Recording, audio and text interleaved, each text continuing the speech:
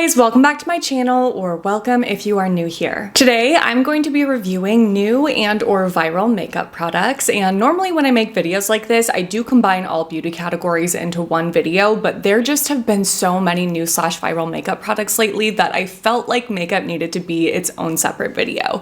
So if you'd like to see a video just like this but for skincare, hair care, body care, and fragrance, that video just went up and I will list that in the description box below if you haven't seen that yet.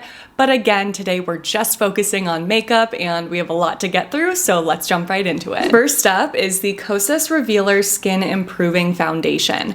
Definitely not a new launch, but this is a product that I feel like has continued to gain momentum over time. And this brand in general is one that I feel like is just getting more and more hype lately. So I was very excited to test this foundation out. I had heard really good things and I actually love this. This has a lightweight consistency that's really easy to work with. It's very blendable. I never have issues with it streaking or pilling. It kind of just glides into the skin seamlessly, which is great, and it has a really nice satiny glowy finish without it being greasy. So if you're somebody that definitely likes makeup to enhance your glow, but you don't want it to look so dewy that it looks like your skin is a little bit wet, then I definitely think that this is one that you would enjoy, because again, it's not to the point of looking extra shiny or like it's dripping off your face like some foundations definitely can on me, but it's just something that boosts the glow of your skin and again makes it look really nice and healthy. And as far as coverage goes, I would say right off the bat it has medium coverage, but you can definitely sheer it out or build it up, so you can kind of work with it however you would like. So overall,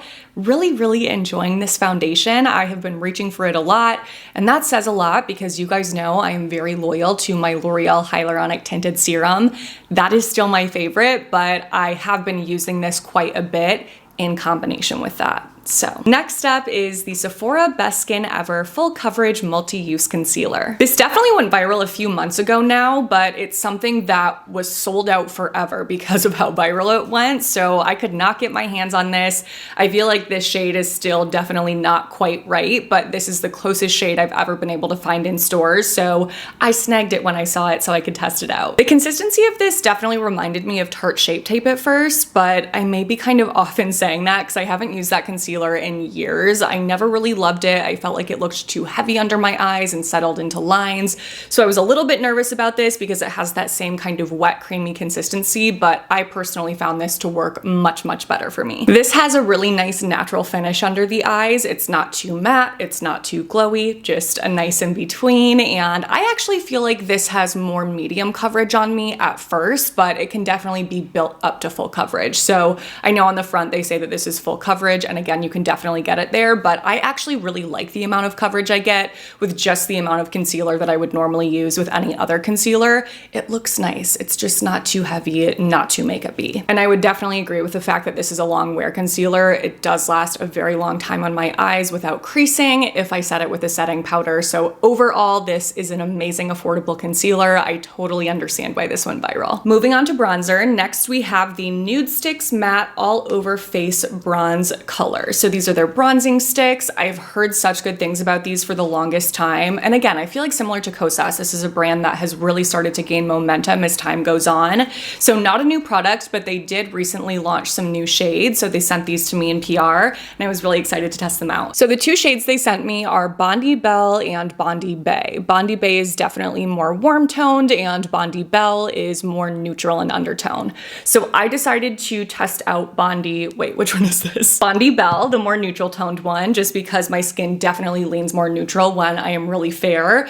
And this is such a stunning bronzing stick. I don't know, I wasn't expecting to love it as much as I did, but it's so nice. The formula is definitely creamy, but it's not so creamy that it's melty or difficult to work with or greasy on the skin. It's like just perfectly creamy enough to be really easy to blend. It glides beautifully. It doesn't pull or look patchy. It's just something that works so nicely. You can sheer it out, you can build it up, you can really do whatever you would like with it, but I feel like no matter what I do in terms of cover or the amount of, not cover, coverage or the amount of product that I'm using, it ends up just looking really natural and skin-like because it has a really beautiful glowy finish that's not super shiny and doesn't have any glitter in it at all. So these are stunning. I'm really excited to have these in my collection. They also sent me the blushes, which we will talk about in a little bit when we get to blush, but I have one other bronzer to talk about. And that is the Jones Road The Bronzer. I definitely wouldn't say that there's anything remarkable about this bronzer. Like, they're not doing anything different with a matte bronzing powder here, but that's fine. They don't have to. I feel like in watching the brand and the products that they launch, they definitely seem to just be trying to come out with and stand for some core products.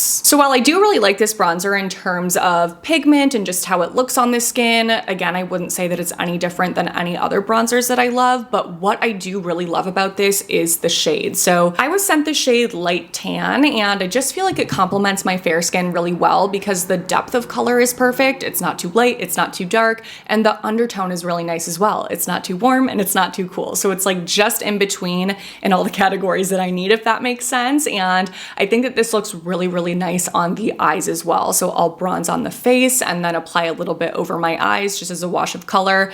And I feel like it brings everything together well, adds warmth, kind of a sunnier look to my skin without it looking fake or too makeup-y. So if you have a similar skin tone to me and you struggle to find a bronzer that is just a little bit more natural looking in color and undertone, definitely a shade to look into. They obviously have other shades as well, and I'm sure they have a lot of other good options. All right, let's move on to blush next. I definitely have quite a few blushes to talk about because we are definitely in a blush loving era on social media. So let's start off with the Nudestix blushes. The formula is the exact same as the bronzer, so works perfectly, blends beautifully, has the same finish. Love all of that about it. And they sent me 3 shades, which are Sun-Kissed Pink, Sun-Kissed, and Sun-Kissed Cool. I think that they're all beautiful, but my favorite right now is definitely Sun-Kissed Pink. This actually really reminds me of NARS Orgasm. It's a very similar color, and I just think it's beautiful. These are stunning as well, but they are just like a little bit too deep for me when I'm fair, so Sun-Kissed Pink is where it's at for me. Next up is the RMS Beauty Redimension Hydra Powder Blush. So I was sent the shade Pomegranate Fizz, which is definitely not a shade that I would normally pick out for myself. It's described as a sunny, effervescent red pink. But I'm really glad that they sent me this shade because it's just very uniquely beautiful on the cheeks, and I feel like it's the prettiest way to do red without it being like, is that a bright red blush that you're wearing? You know, like it's not too intense. And as you can probably tell in the pan, this is definitely a very glowy blush. So if you're into matte blushes, this will not be for you. I actually do have one we'll talk about that will be, but this is one that's almost like a blush and a highlighter mixed together, like a blush lighter. But I actually really like products like that give you that glow all over the cheek versus highlighting one specific area only. And it looks absolutely beautiful. It's actually very, very pigmented, so be careful. A little bit goes a long way. I just start with the tiniest bit of product and then I add a little bit more as I go and blend. This blush will last me for the rest of my life. And I'm excited to wear this in the summer because I feel like that shade is gonna look even better on me when I have a self tan on, not a real tan obviously, but this is definitely making me want to pick up some other shades like French Rosé, their innocent pink shade. I want that immediately. Dang. Let's talk about the matte blush next for those of you that cannot do a blush lighter formula. This is the Pat McGrath Labs blush, and boy have I heard the best things about these blushes. Oh my god. I feel like this is one of the most raved about blush formulas of all time. So I had my eye on it for a while. I looked at this shade specifically basically every single time I went into Sephora. The shade is called Divine Rose, and I finally picked it up the last time I was there. Oh my gosh. I understand the hype. This blush is absolutely gorgeous. The shade is perfect. Like, this is one of my absolute favorite kind of blush shades.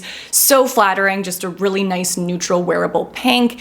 And this has more of a natural matte finish. So while it doesn't look dry and powdery, it's definitely not one that's going to enhance the glow of your skin. That may be a good or a bad thing for you. But with all of my skincare products and a nice glowy complexion product underneath, I find that it ends up looking so, so nice. It's long lasting, it's buildable, it's blendable, it's the blush of my dreams. Oh my gosh. And the last viral blush product I had to test out is the Youthforia Blush Oil. This is in the shade Chemical Reaction, and it looks green because it is at first, but obviously it's not a green blush. It's one of those products that's supposed to adjust based on the pH level of your skin, so it ends up giving you that like bright pink look that all of these pH adjusting products do. And I was worried about this at first because of the fact that it's called a blush oil. I was like, I don't know about this with my oily skin, but it's like the lightest weight oil possible while still being an oil, but not being greasy. And you know, and I find that as I blend this into my skin, it kind of loses some of that oily feel.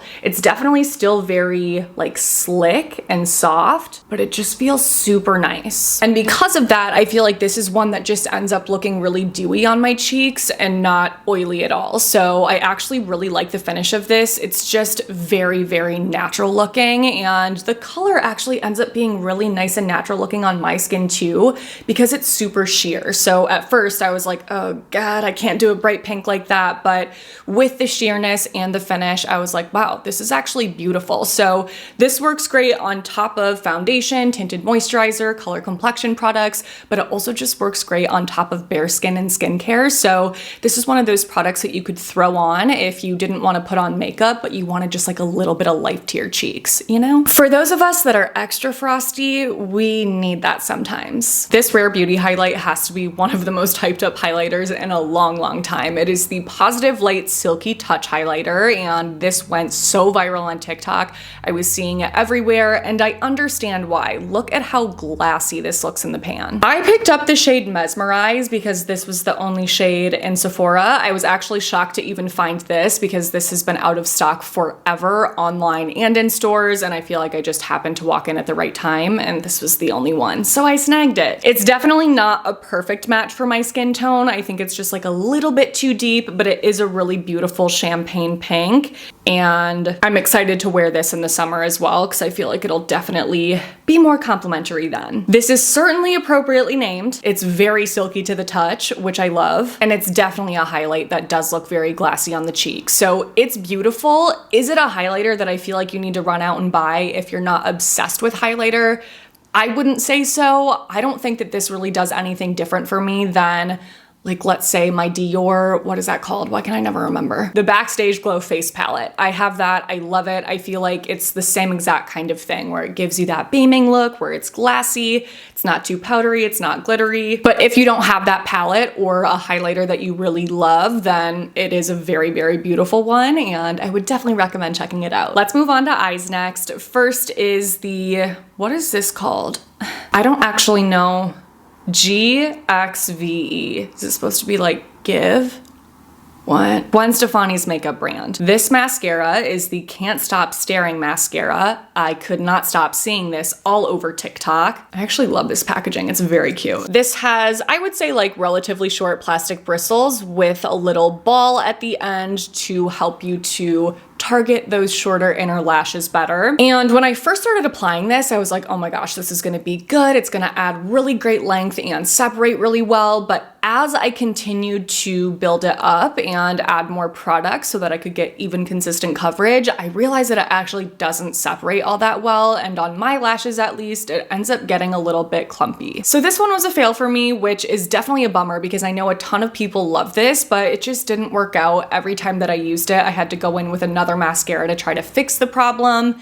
Not for me. Something that did work really well for me is the MAC Lash Dry Shampoo Mascara Refresher. So this is a new product category that they came out with, and the purpose of this is to refresh your mascara. So if you have been wearing your mascara for hours and hours and you want to add more color and length and volume, this is what you are supposed to use. So I'll show you guys the wand right here. Definitely looks like it would be a mess if you tried to just use this for your your actual mascara wand, but again, that's not the purpose of it. And this works amazingly well for me. It absolutely adds really nice length. It helps to separate. It makes my lashes look darker. It does exactly what I would need a lash dry shampoo to do. I know that the name of this product really confused a lot of people. They're like, why would you put dry shampoo on your lashes? Is that actual dry shampoo? It's not. They're just trying to be like, this is the same kind of concept as dry shampoo. And I also saw several comments saying like, number one, why wouldn't you just use your same mascara again? Or why wouldn't you use a mascara that works better for you? Or why would you need to refresh your lashes? I've never needed to do that. And here's what I have to say about all that. I've tried to refresh my lashes after several hours of wear with the same mascaras that I used to initially apply the mascara, and it just never quite works out right. I feel like they often get really clumpy or they just don't really add much to it. It's like the formula just doesn't want to, I don't know, like work with my lashes when they're already like hard and dried with mascara, if that makes sense. So this somehow meshes with the dried mascara that you already have and works to add that length and volume. At least it did for me. Then, what was the second thing? Oh, for those of you that said, why wouldn't you just use a better mascara? Why would you need to refresh your lashes if your mascara is good enough?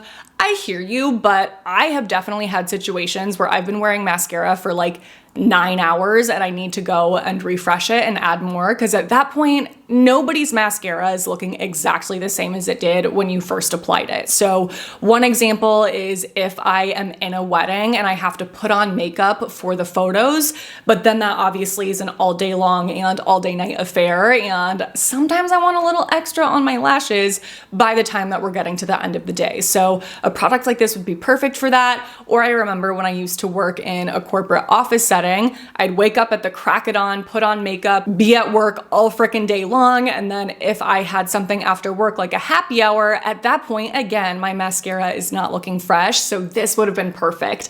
I wish that I had this back in the day to throw in my work tote. And the last eye product is a brow product. Benefit recently launched the Fluff Up Brow Wax. So their version probably of something like the Anastasia Brow Freeze. I feel like a lot of brands have come out with a brow wax of some sort, but this is definitely not anything like the Brow Freeze. It's not like a hard, freezy gel. It's like this cream almost. So I wouldn't really consider this to be super waxy, and while it definitely does fluff up my brows initially, it does not last for me at all. So pretty much within like 10 minutes, my brows have fallen back to where they started. So for me personally, this did not work.